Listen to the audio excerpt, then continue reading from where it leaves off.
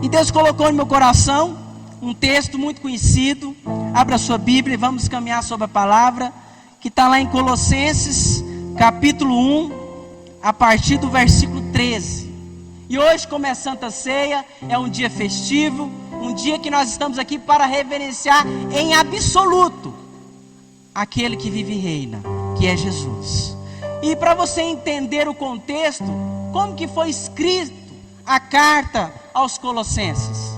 O apóstolo Paulo estava em cadeia, preso, pagando preço pela causa de Cristo, mas ele viu que a igreja de Colossos, que foi fundada pelo nosso irmão Epáfras, que era o pastor local, e ele viu que os irmãos Colossos chegaram diante dele, que estava sendo implantado heresias, falando que Jesus era mais um, que Jesus não era suficiente, adoração a anjo e tantas coisas. E o apóstolo Paulo vem e escreve de próprio punho. Se você ler a carta aos Colossenses, é uma carta poderosíssima, e para muitos uma mais profunda, que ele enfatiza o que é o foco principal de Colossenses? Que nós somos bons?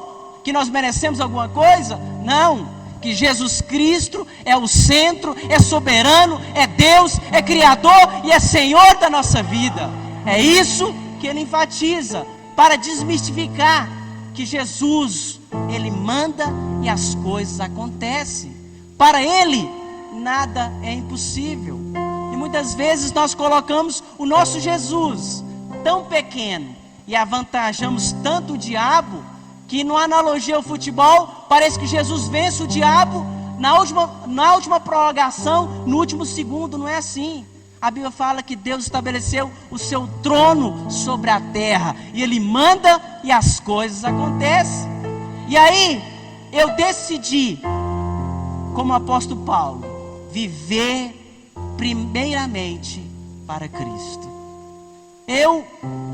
Minha família, ultimamente nós temos passado umas lutas, umas tribulações, mas nós nunca vimos tanto agir de Deus na nossa vida, para Deus dizer para mim e para você que Ele é suficiente.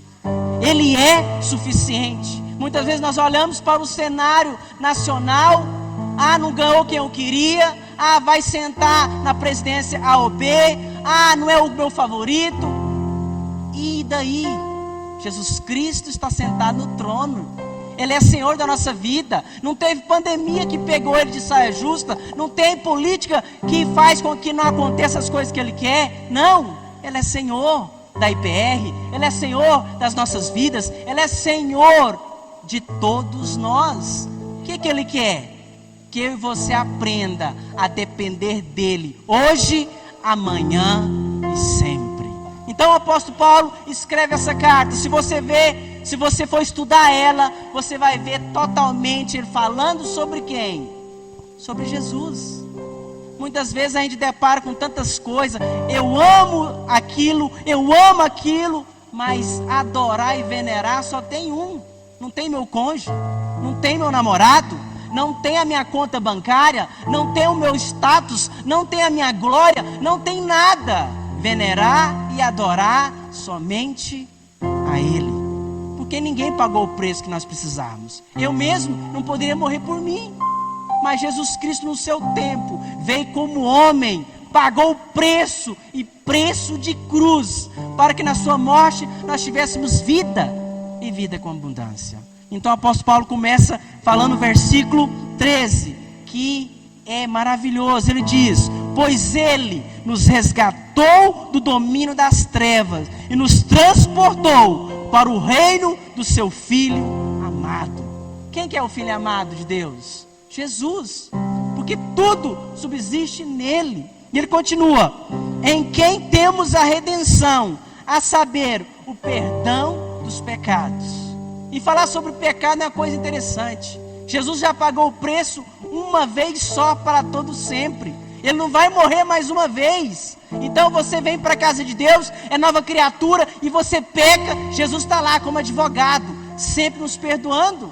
Por quê? Porque Ele é amor, Ele nos perdoou.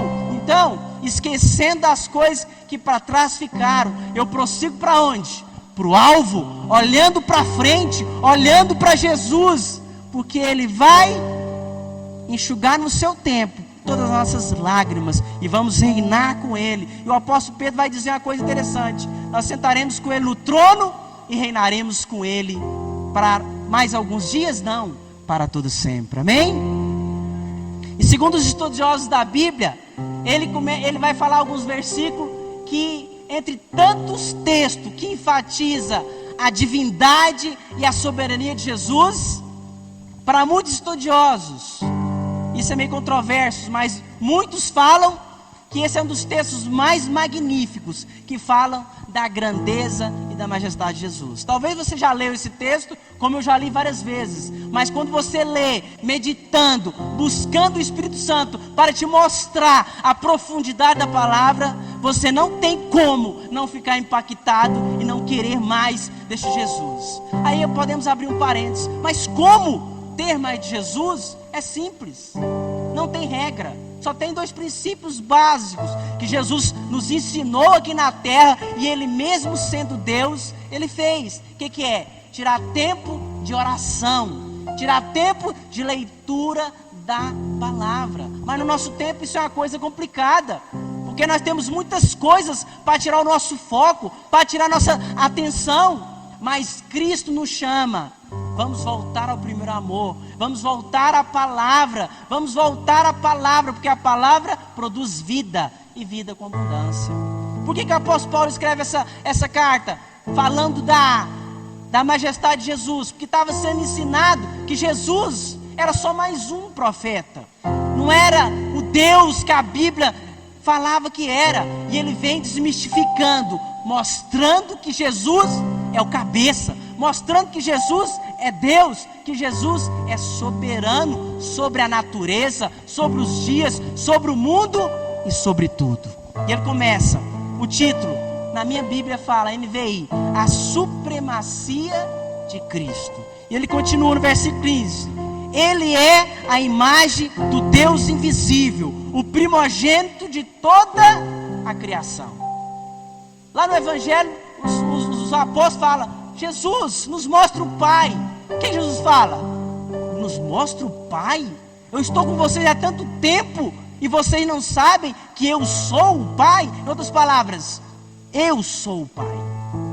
Porque eles pensavam, eles não tinham a convicção plena que Jesus é Deus. E ele continua: o primogênito de toda a criação.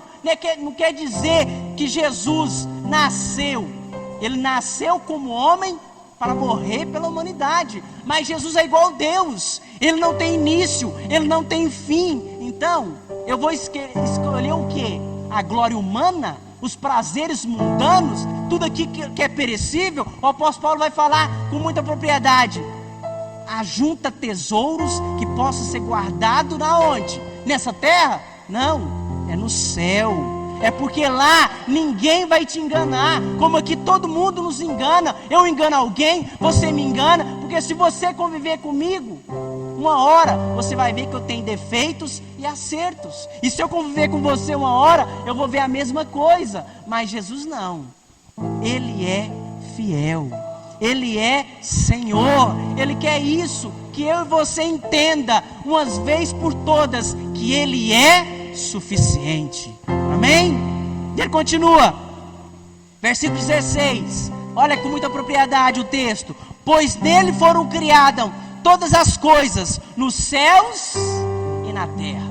Se a terra está girando na sua rotação em volta do sol e da lua, Jesus fez tudo isso.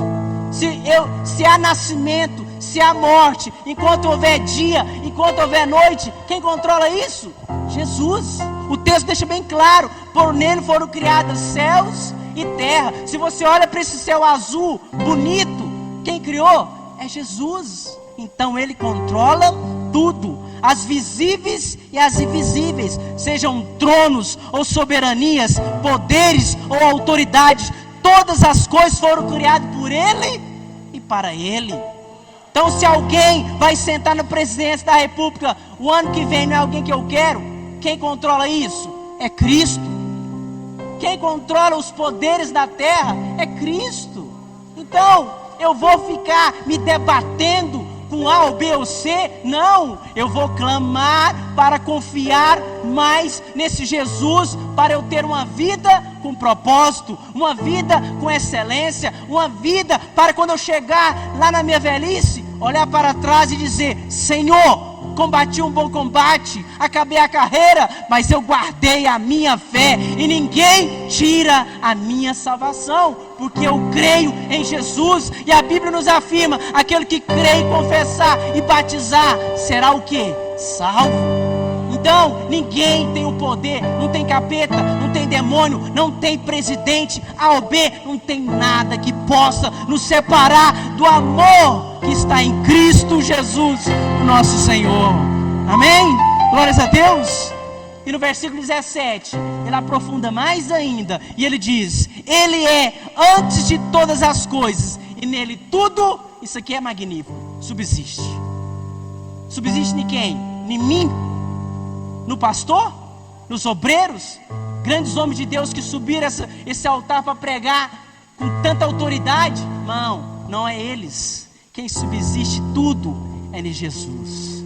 A Bíblia fala que quando ele voltou para a glória, que cumpriu o seu propósito, depois de 33 anos pisando sobre essa terra, a Bíblia fala que Deus o exaltou como nome que está acima de todo nome. Oh, isso é magnífico. Então, o que Jesus fez por nós? Muitas vezes nós não dimensionamos. É como um rei de alto poder, grandioso, com coroa, com majestade, com séquito, com trono, com tudo. O que Jesus fez? Tirou tudo aquilo, colocou lá, e desceu e se tornou homem normal, como eu e você. O preço foi alto demais. E aí eu vou meditar o que Jesus fez. Se ele tem apenas um pecado sequer, ele nunca mais voltava para o Pai. Mas a Bíblia fala que o Cordeiro que foi preparado antes da fundação do mundo, ele não retrocedeu. Ele continuou como ovelha muda ao matadouro, perdoando quem ofendia. E muitas vezes pisa no meu calo, me ofende, eu me sinto superior ao Rei da Glória, que tudo subsiste nele. Sendo que nós somos cristãos. O que a Bíblia quer dizer com isso? Pequenos cristãos. Somos a representação viva de Jesus. E muitas vezes pisamos no nosso calo, em vez de extrair graça, bondade, os frutos do Espírito Santo, que nós aprendemos na quarta-feira. O que sai de nós? Ira, perseguição, vou pagar o mal com o mal. Mas Jesus não. Sendo Deus, se humilhou. E aí muitas vezes nós queremos fantasiar que Jesus venceu como Deus. Não. Ele não usou nenhum atributo divino. Ele veio como homem, ele fazia cura e milagre porque ele tinha fé. Mas a Bíblia fala que ele venceu tudo como homem. O único que cumpriu a Bíblia. Para dizer que quem tem ele, tem a vida. E o mais magnífico de Jesus, que a Bíblia fala, tudo subsiste nele.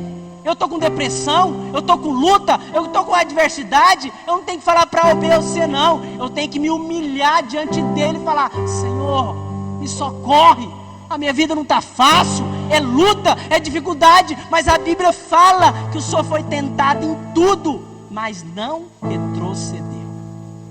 Isso que nos impacta, é impactante, saber que tudo que você vê nessa terra, no céu, seja visível ou invisível, tudo subsiste em Jesus Cristo.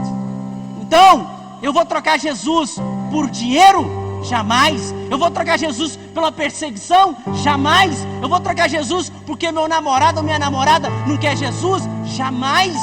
Eu vou levar Jesus a sério? Sim, porque só Ele me dá direito à vida eterna. É essa convicção que tem que estar entranhada dentro do nosso ser. É como o ar que eu respiro. Eu quero parar de respirar, mas eu não consigo. Assim é a vontade de adorar, de venerar, de buscar e dar toda honra àquele que reina, que é soberano, que é Senhor da nossa vida. Amém? O versículo 18: Ele é a cabeça do corpo que é a igreja. É o princípio e o primogênito dentre os mortos, para que em tudo tenha a supremacia. Em tudo Ele é primeiro, em tudo Ele tem um controle, em tudo Ele manda, em tudo Ele ordena, em tudo Ele controla, porque Ele é o cabeça da igreja. Se Ele fala para nós virar, nós viramos. Se Ele fala para nós avançar, nós avançamos. Se Ele fala para nós parar, nós paramos. E hoje em dia as coisas estão mudadas. Há muitas igrejas, e eu falo isso com propriedade, tem lugar que tem no altar semi-Jesus, semideus, são líderes que são mais importantes que o próprio Jesus. Mas aqui a Bíblia deixa bem claro que Ele é o cabeça, e o cabeça só tem um, não tem A, ou B ou C, não. Quem está aqui, a Bíblia fala que estamos aqui para servir. Aquele que quer ser o maior, que seja o menor. Então, se eu estou aqui em destaque nesta noite, eu não tenho nenhum privilégio além de vocês. Eu estou com a incumbência de pregar o evangelho que transforma, que liberta. Não sou melhor do que ninguém, mas aquele que quer ser parecido com Ele, se sinta o menor, porque Ele, como o pastor nós vi falando, o soberbo Ele segura, mas os humildes Ele levanta. É isso que Jesus quer. Ele não quer nosso dinheiro, Ele não quer nada, Ele quer o nosso coração. Ele quer que nós venhamos ser aquebrantados, para que nós venhamos ter vida, e vida com abundância. Porque a vida tem que ter propósito. E se na nossa concepção, quando milhões correram para fecundar o óvulo, já começa na criação aquela loucura, aquela frenesia, né? Aquela loucura. Mas Deus permitiu transpor aquilo. E aí o que acontece? Nasceu você, a imagem do Deus Criador. Então, você é amado. Você tem um privilégio de ter a Bíblia a qualquer hora. Você tem um privilégio de andar em espírito. Você tem um privilégio de adorá-lo de corpo, alma e espírito. Então o que nós temos que fazer? Dar toda a honra para Ele. E muitas vezes nós pensamos que nós somos alguma coisa. Quando a nossa conta bancária está boa, nós pensamos que somos alguma coisa. Quando a nossa saúde está muito boa, pensamos que somos alguma coisa. Mas se Deus permitir a nossa conta bancária esvaziar, você vai adorá-lo? Se Deus permitir nós perdemos a saúde, você vai adorá-lo? Se Deus permitir a perca que nós mais amamos, você vai continuar adorando? É isso que Ele quer.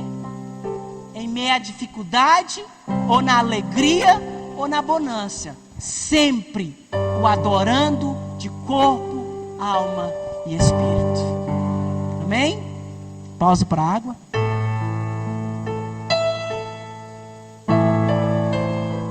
E ele continua, no versículo 19: pois foi do agrado de quem? De Deus, que nele habitasse toda a plenitude. Aí muitos podem pensar, mas Jesus Cristo é o Filho. Ele teve que ser filho para quê? Para vir na terra como homem e vencer. Mas se você voltar à eternidade passada, Jesus é igual a Deus, Espírito. Ele se fez homem porque Ele sabia que quando fosse criado Adão e Eva, eles poderiam viver, vamos aqui conjecturar, 1000 anos, 10.000 anos, mas um momento eles iriam pecar. Mas aí, no versículo 15 do capítulo 3, já vem Jesus sinalizando que Ele viria como homem para pisar na cabeça do diabo e para nos dar direito a quê? A uma vida com propósito. Amém?